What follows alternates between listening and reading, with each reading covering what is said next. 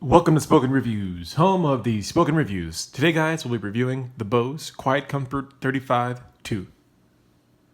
Now, to start this review off, let's go over some of the stats on these headphones. So, these are the newest version of the Bose Quiet Comfort 35 series. Previously, they just had the regular Quiet Comfort 35s. Now, these are the Quiet Comfort 35 2 headphones. They have a max wireless range of 32.8 feet. It has a battery life of 20 hours using Bluetooth and 40 hours whenever you use the wired headphone experience. And one of the things that sticks out about this is going to be the noise canceling function. It has fantastic noise canceling functionality on these headphones. All right, guys, so let's talk about the build quality of these Bose headphones. They're extremely comfortable. As you can see at the top, you have a very comfortable band, very comfortable.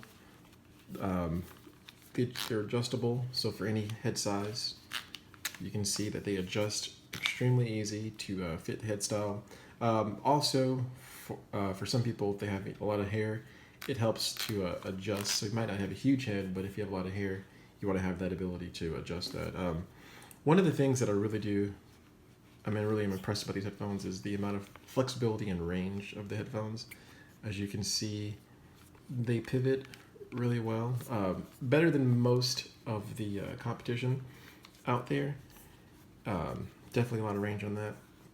Now, one of the big things that I think it gets the name from the comfort part and the Quiet Comfort 35 name is how soft and comfortable the headphones are. Now, you can't feel it in the video, but I want you to kind of see. These are some of the softest headphones you'll ever experience. And what it does for you in reality is it makes it easy to wear these headphones for a long, extended period of time without getting discomfort. They fit very comfortably. They don't apply too much pressure on your actual head itself, which is great. Some headphones apply a lot of pressure and you can kind of feel it and you get kind of wearer's fatigue from it. But these ones are extremely comfortable. And I can't emphasize that enough. They're extremely comfortable headphones. Now, as far as the design, it's very classic Bose, minimalistic design. The only branding you have, of course, is on the side. You have Bose on both sides. But it's very minimalistic. It's not overly branded. I picked these silver titanium pair up because I really like the color. A lot of people go with the black pair.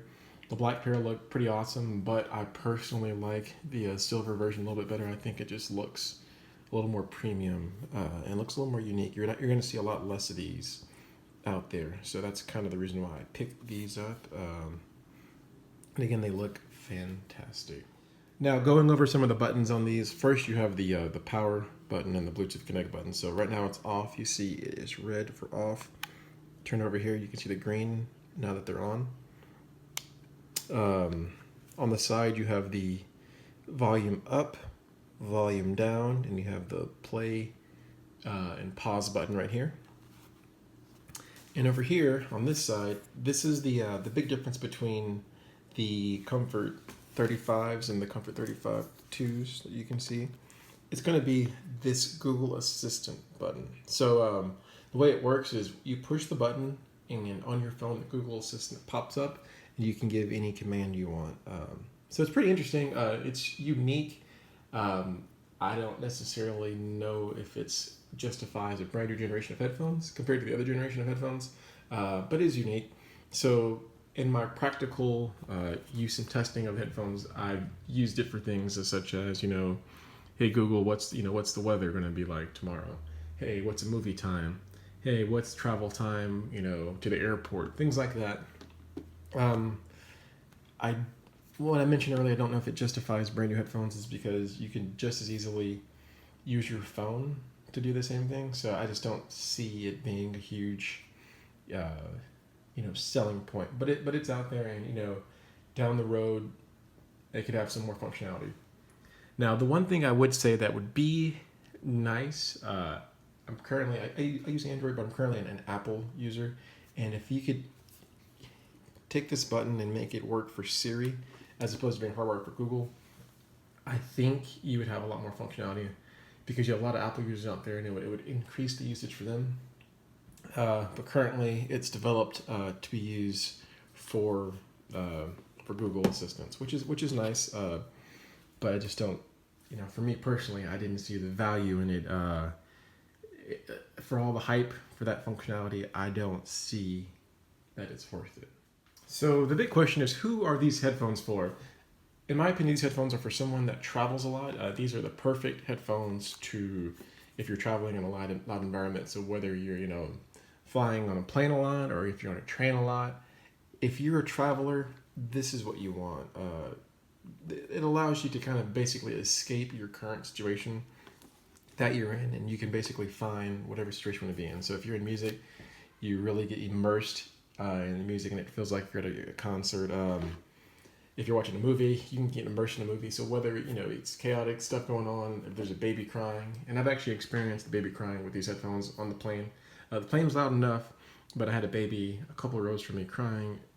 With these on, noise canceling is so fantastic that I couldn't hear the baby crying at all. So that's what these are for. Now, these are not for someone to work out in. I would not recommend someone to work out in these. These are very expensive headphones. Currently $350 for this current version. And I haven't seen them on sale at all. So you're going to be paying the full price for these.